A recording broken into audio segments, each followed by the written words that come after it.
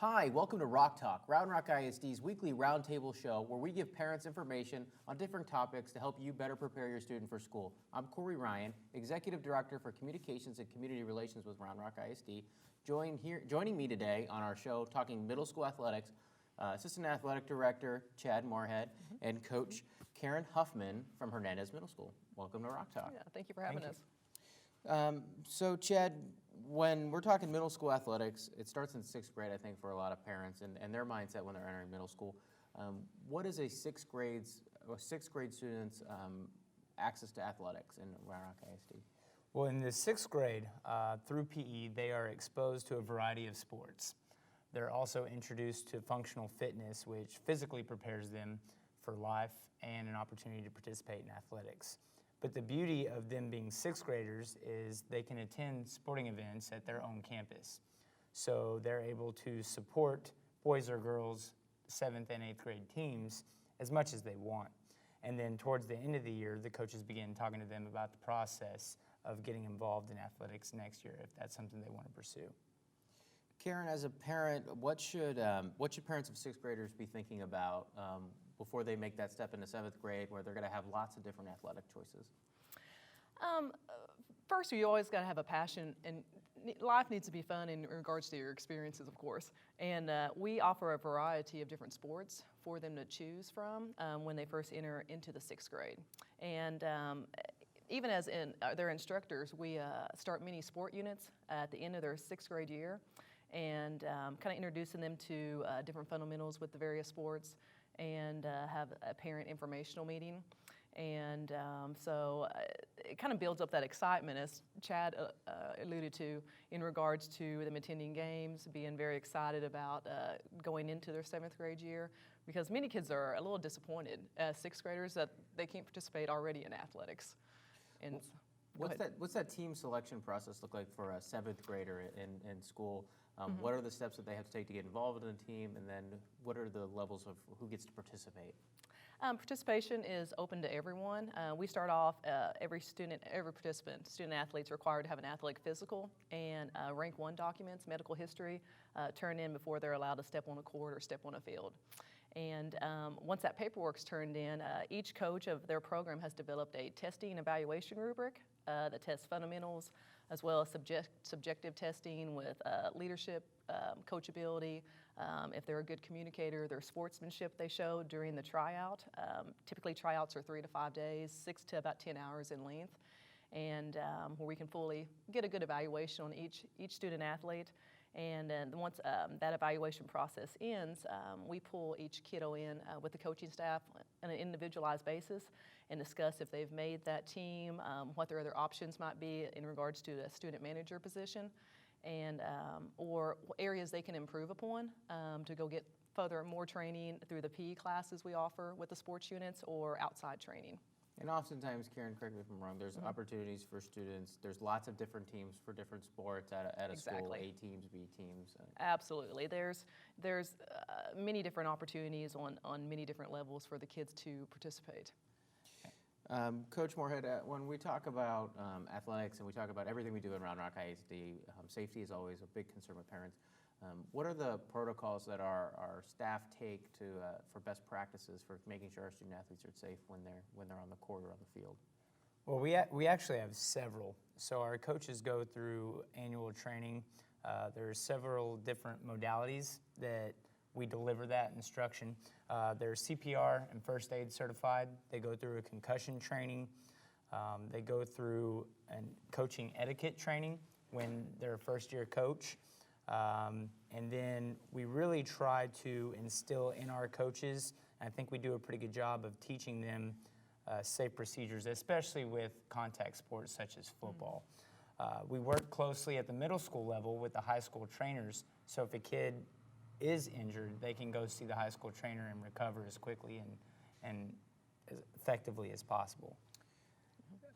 Karen, when it comes to issues that parents might have with the student once they're in season or starting to practice, getting into season, maybe a parent has a concern with a coach. What are some best practices for a parent you think that can work and make that a partnership between his child's coach? We always encourage strong communication.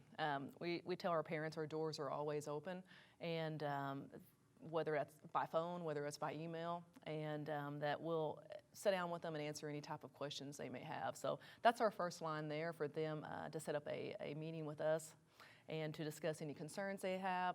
Most of the time, if there are any issues that arise, it's because it's just lack of understanding and typically not understanding what the process is. And so with building that relationships through communication, we found that's solved a lot of issues there. What kind of time commitment, Karen, can a parent or a student expect for being involved in athletics? It's very different for those incoming sixth graders into that seventh grade year. Time management is critical. They not only are they being introduced to lengthier times studying habits with their academic classes, but now you've got practice sessions on top of that. And typically that's an hour to an hour and a half throughout the school day, before or after school. And as well as you got your game commitment of one game per week, where unless there's a tournament involved, where they may be at the school facility or another campus until 8:30 or 9 o'clock at night. I was a student athlete, and I'm guessing you all both were student athletes growing up. The time management skills we can attest to are pretty good skills for students to be better academically. Absolutely. Absolutely, and in Round Rock, it's about opportunity. These kids have an opportunity. We build a schedule so that a kid can participate in every sport available. So none of those sports at the middle school level overlap. So they really have an opportunity to commit themselves if they choose on a year-round basis.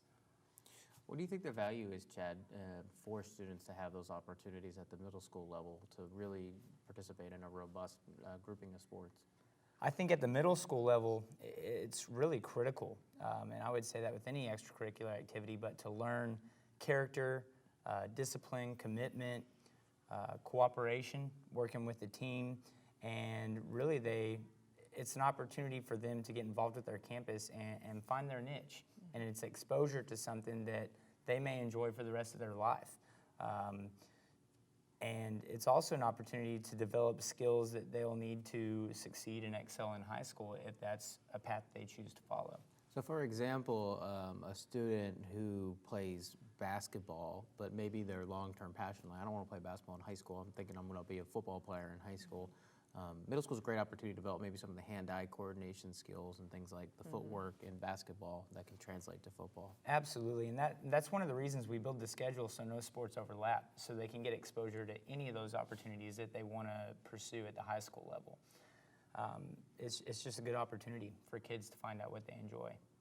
And what we found with that too is, you don't want to put all your eggs in one basket, especially, so to speak, when you're that young. When I was that age, I thought I was going to be playing basketball in college. Volleyball was introduced to me my sophomore year in high school, and I ended up going to college on a volleyball scholarship. And so that's what we really try to impress upon our young people too is, you may want to be a pro football player one day, but, by trying these other sports that the district has set up where everyone can participate, it really helps to broaden their selection process. In middle school, Chad, are there any costs that a parent can expect to incur for participation in athletics?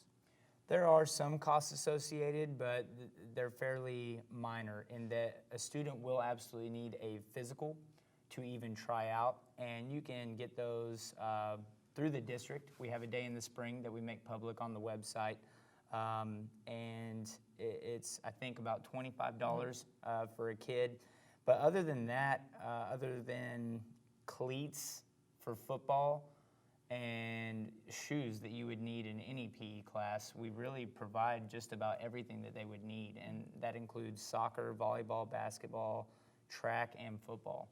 So it's not an extra added cost to the parent beyond that physical or shoes. Karen, when we talk about student athletes, we're very purposeful in putting the word student before athlete. With that in mind, what are some of the attendance, academic, behavior standards that we expect our student athletes to withhold?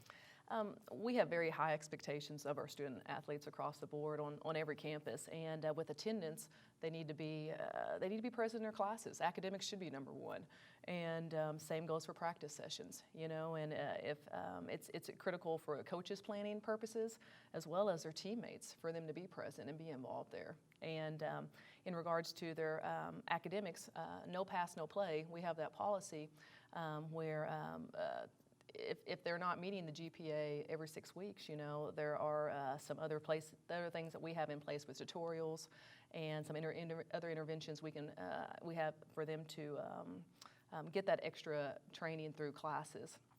Behavior expectations are always high. We expect our student athletes to be the leaders on our campus, whether it's out in the community during the day, whether it's in the hallways, in the classroom, and we expect them to show those character traits, as Chad alluded to earlier, with integrity and tenacity, and be very transparent in what our expectations are for our student athletes' behavior. Awesome. So we're going to close with one last closing thought that you want make sure you want parents to know about middle school experience. I want to thank all our viewers for tuning into this episode of Rock Talk. You can view more episodes at roundrockisd.org/rocktalk. You can also find us on YouTube and Facebook, and look through the real robust library we're building of these panel discussions. Chad, one final thought you'd like to leave parents with about middle school athletics? Middle school athletics is a great opportunity. I think all our campuses do a great job in working with other extracurriculars, such as band or theater, dance, really anything they want to do. They do a good job of working with kids, but it's a great opportunity to experience something new, develop character, and really just find your position or niche at a school. Awesome. Coach Huffman, any last thoughts?